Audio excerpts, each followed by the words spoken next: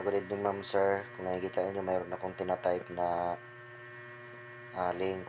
Ito yung link ng Pag-asa. Search type natin, i-click natin yung search. Nakikita niyo, na-view natin yung Pag-asa, ang bagong pag-asa.dost.gov.ph. Dito siya makikita yung advisory ng Pag-asa. Kung i-search niyo to sa desktop, buong detalye makikita ninyo sa website nila. Kaso ngayon sa akin, ginagamit ko cellphone. So, hindi ko mabibigyo yung lahat.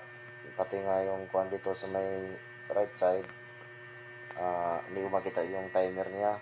Ito yung makita to, September to 2023 lang. So, ngayon, diretso na tayo dito. Hindi natin ito basahin lahat. South Monsoon, Typhoon Hana issued at 5 p.m. September 2, 2023. Pag-asa advisory. Pindutin natin yung typhoon sa may Seymour. Pindutin natin sa may Seymour. Makikita natin, ma-view natin siya. Ito sa may bulletin. Tropical Cyclone Bulletin number 12. I-scroll down natin yan. Typhoon Hana. Makikita natin dito sa baba. Ito yung track and intensity forecast of Typhoon Hana or para i-pronounce. So dito, pindutin natin yan siya para makita natin yung buong screen niya. So mga ma'am, sir, hindi ko na to basahin isa-isa. Ang nakalagay lang dito, dalawang bilog sa may right side ka left side. Sa may right side, nag-start siya ng 2 p.m. September 2, 2023, Saturday. Sa may left side naman, mag-end siya ngayong September 7, 2023, Thursday ata ito. Tapos, 2 p.m. So, 2 p.m. siya nag-start, 2 p.m. din mag-end. So, yan lang mga ma'am, sir. At saka ipakita ko din yung isang website, yung windy.com. Mas accurate din doon sa may windy. So, punta tayo sa may windy.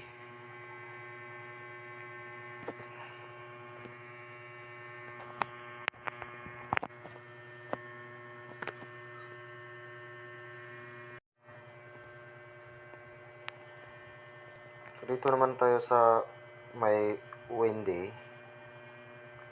I-type lang natin yung windy.com. Sa akin kasi, naka-bookmark na kasi ito, kaya makikita niyo may windy na siya dyan. Pero ganito gawin nyo. Kung hindi pa nyo siya na-search, i-type nyo lang dyan yung windy.com. Hintayin nyo lang siya maglabas. Ganito yung itsura ng windy.com. Ito, madali lang ito mga ma'am, sir. Ito yung itsura ng windy.com. Kung napansin ninyo, may umiikot-ikot siya. Kung may dito. Yan ang mata ng bagyo natin ngayon mga ma'am, sir. Yan si Bagyong Hana. So, kuha natin yan. Palakihin lang natin yung screen. Pwede natin pindutin itong home na sign na home. Mag-center yan automatic yung mapa natin ng Pilipinas. So ngayon, ibaba natin siya kunti kasi nga mobile phone yung gamit natin. Mahirapan tayo, maliit. So ngayon, makikita nyo itong triangle ito sa may left side, sa may baba. Pindutin nyo lang siya mga ma'am, sir. Ganyan. So kung napansin niyo, para lang kayo nag-play ng video. So ngayon, tumatakbo na siya para lang siyang nag-play ng video mga ma'am, sir. So nandyan na siya sa may Sunday, September 3. Tapos Monday, napansin niyo yung bilog na paikot, yung mata ng bagyo, palayo ng palayo, palabas ng Taiwan. At saka dito sa may Tuesday, September 5, napansin niyo dito, paliit na ng paliit yung bagyo. Saka pagdating naman dito sa may Wednesday, September 6, kung napansin niyo, tuldok na lang yung nakita natin na bagyo. So, nakalagay doon sa may bulletin, maglabas siya September 7. So, mga ma'am, sir, accurate yung windy natin doon sa Pag-asa. So, balik tayo doon sa may Pag-asa mga ma'am, sir. Saglit lang, may share din ako din doon konti. Kung napansin niyo dito mga ma'am, sir, sa Pag-asa, yan ang figure niya, no? slide ninyo lang itong banda sa may temperature, rainfall, wind. Dito banda, left side nyo lang siya, i-slide nyo lang siya pa ganyan, left side. Tapos makikita dito yung 5-day weather outlook. So kung nakikita nyo dito sa may baba, yan mga ma'am sir, akyat natin konti. Mayroon siyang graphing dito na makikita ninyo. Ito yung forecast, port area, Manila.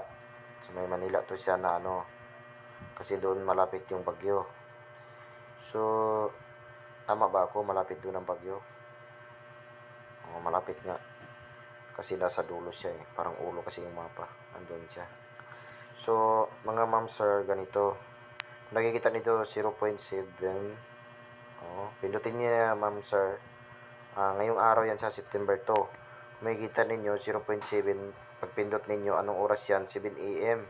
So, kanina alas 7 ng umaga dito, parang umaambon siya, umuulan. So, yan ang purpose niyang graphing na yan. Tapos ito naman sa may, kung ito isi-share ko sa inyo kasi ito kasi tinitingnan ko kung bumabiyahe ako na nagmumotor. Para ito sa mga nagmumotor dyan, shout out sa mga nagmumotor. Ingat palagi mga ma'am sir. Kasi kunwari magbabiyahe ako sa September 4, Monday. Ganito yung gagawin ko. Tingnan ko lang siya, ipindot ko lang yan. Kung makikita dito sa may graphing, meron ako makikita dito 1.8. So i-press natin yan kung anong oras yan. So alas 8 ng umaga, 8 AM. So kung akong bubiyahin yan, kung wala naman akong urgent na pupuntahan, dito ako sa dulo niyan, yung makikita natin yung may araw na dito. Pwede nyo pindutin dito sa ibabaw para maglipat siya, ganyan. Kung sa desktop kasi ito, mas makikita nyo kasi pag ganyan, ayun ako. Ganyan mo lang. Tapos dito ko sa may may araw. Pindutin natin kung anong oras yan. 12 noon. So diyan ako magbabiyahe. So possible talaga yan na hindi na yan uulan. So ganyan lang mga ma'am sir. Yun ang tinitingnan ko kung mabiyahe ako, kaya minsan lang ako nababasa ng ulan. Pero ang masasabi ko rin dyan, minsan nababasa, naabutan din ako ng mga ulan kasi nga may weather, climate change pala, may climate change. Minsan din yung panahon magbabago. Ganito yan, sa September 5, makikita natin malinaw yung panahon natin, walang ulan, mainit. Init na init sa September 5. Sa September 6 naman, kung makikita natin, mayroon siyang patak ng ulan dito sa may graphing niya. Sa may hourly forecast, mayroon siyang patak ng ulan. Pero ambon lang ito palagay ko. So balik tayo dito sa may September 3 bukas. Tingnan natin kung anong palagay ng panahon bukas. So dito bukas, mayroon siya 1.1. Pinutin natin to kung anong oras. Nasaan na siya? Dito 1.1. Pindot ng 1.1, anong oras yan? Alas 8 ng umaga mga ma'am sir. Mag-ingat kasi bukas malamang uulan buong araw. Ganyan lang siya mga ma'am sir. Mag-ingat mga ma'am sir, buong araw bukas maambon, ulan, malakas, hina. So ganyan lang mga ma'am sir. Maraming salamat. Good evening.